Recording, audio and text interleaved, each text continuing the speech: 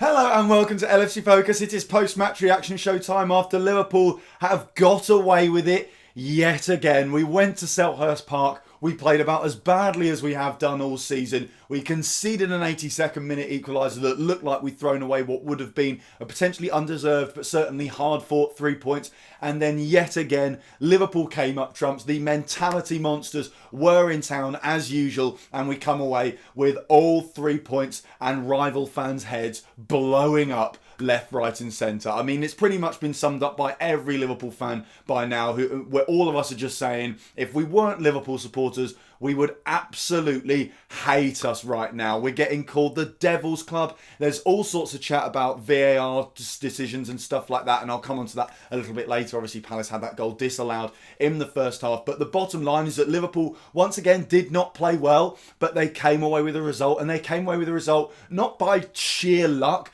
but because they dug deep. When they conceded that 82nd minute equaliser, they carried on playing. They switched things up a gear. They played better football than they had done all day, and they got the job done. And I think it's almost becoming this self-fulfilling prophecy now. As soon as that equaliser goes in, you aren't thinking, oh great, we've thrown the points away. You're thinking, well actually, we've been in this position before several times already this season and countless times last season as well. And we've come away with the win. And opposition teams will have been thinking that as well. Crystal Palace, as soon as we get that corner immediately after Zaha's equaliser, and there's the long wait because of the injury and stuff like that, it's going to be going round and round in their minds. The Mane winner the other week, the 95th minute winner penalty against Leicester, the 85th minute equaliser at Old Trafford. All of those moments are going to be going round and round in opposition players' heads thinking, this is Liverpool, this is just what they do, and it goes round our players' heads as well. They believe and they know how to do it, how to dig deep and get the job done, and it happened yet again today. And like I said, we didn't play that well at all, if we're being perfectly honest. The first half was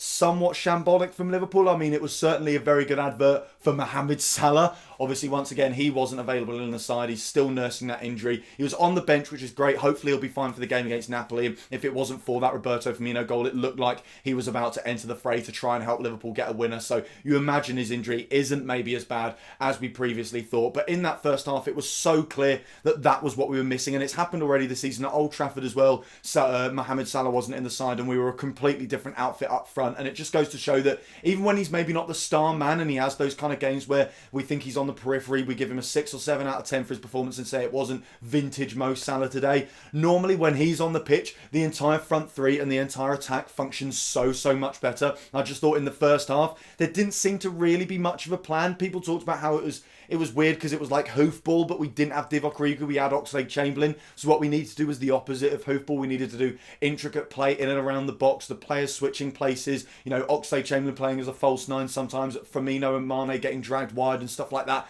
None of that was happening. We just didn't seem to have a clear identity and a clear idea of how we were going to get past Crystal Palace. They certainly took advantage of that with their play in the first half because I thought they certainly probably deserved to go in 1-0 up at the break. They had plenty of chances. They caused us more problems than we caused them. And the VAR call for the disallowed goal, I mean, if that was given against Liverpool, I'd be a little bit annoyed. Not because I don't think it's a foul, but because we tend not to see those decisions getting overturned. Clearly, what must have happened is it wasn't a clear and obvious error where the referee saw it and gave the goal anyway, and the referees in the truck overturned it. It clearly must have been one of them where they mentioned in his ear, they said to the referee, oh, there's been a push in the box. He said he didn't see anything, so that's why it gets overturned, because it's not that the referee's made an error of judgment. He simply missed the foul, and therefore maybe if he does see that originally, there's no need for VAR and he probably disallows the goal. So I guess it's probably a correct use of VAR. The issue is we don't see the correct use of VAR enough, and I feel like that is why everyone is absolutely fuming. But it certainly would have been fair on Crystal Palace for them to go in 1-0 up. We got away with one there thanks to the push on Dejan Lovren. You can argue all day about whether or not he was actually influencing play and whether or not if Dejan Lovren hadn't been pushed, he would have been able to clear it. But the bottom line is the goal got disallowed, and it was probably just about the correct decision. The game goes in half-time at 0-0, and Liverpool have an awful lot to do because our performance was woeful in that first half. And then the second half, I don't think we really improved much at all, to be honest. The Sadio Mane goal came from absolutely nowhere. It was as scruffy as it comes. These are the kind of goals that have been scored against Liverpool countless times over the last few seasons. Over around the last 10 years, it felt like always we were in the Crystal Palace position. The opposition was playing rubbish and they had nothing doing going up front. And then they score a really scruffy, jammy, bouncing off of both posts, deflected and then cleared in by the defender type of goal. And you just think, how on earth have they managed to get that one in the back of the net? But this time, it's Liverpool doing it. It's our season now. It seems that these moments just happen for us week in, week out. That's what's so bizarre about it. These are not one-off aberrations. This is just the weekly routine. Is Liverpool show up, and whether they play or whether they play badly, they just find a way through no matter what, and it happened through Sadio Mane. And that is the quality of having players like Sadio Mane on the pitch. You know, he didn't play all that well today. Firmino didn't play all that well today. Oxlade-Chamberlain, no one really put in a star performance today. But again, they are still capable of coming up with those crucial moments at the crucial times, and Sadio Mane came up trumps for Liverpool there with the goal. After that, again, we didn't improve. You would have hoped that would have been the catalyst for us to get better, to go at Crystal Palace more, to take the game by the scruff of the neck, but things just carried on as they were, and it looked like we might grind out the 1-0 win. Then you've got the Wilfried Zaha goal. Disappointing again not to keep the clean sheet. Still, Alisson has not got a clean sheet yet in the Premier League.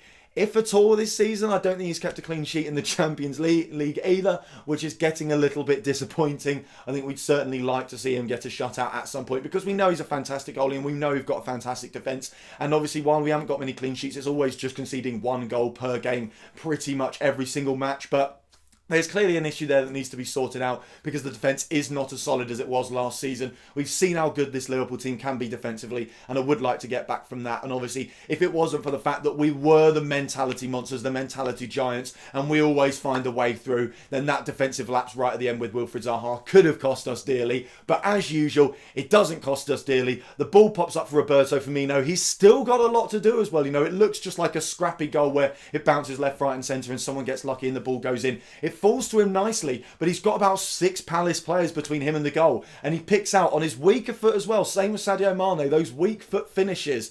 He picked out the one corner of the goal where there was a gap, where he could get the goal, where he could put Liverpool back in the lead in the 85th minute. And like I said, once again, the mentality giants have come up trumps, and we've come away with all 3 points. And at the end of the day, it does not matter how you get them. That is not what everyone's going to remember at the end of the season. No one's going to be looking at the league table and being like, well, you know, Liverpool may have won the league, you know, fingers crossed, touch wood and all that. Liverpool may have won the league, but they didn't win the games properly, did they? We won the games in the best possible way you can win them. We won the games with goals that makes your heart sing and your head explode.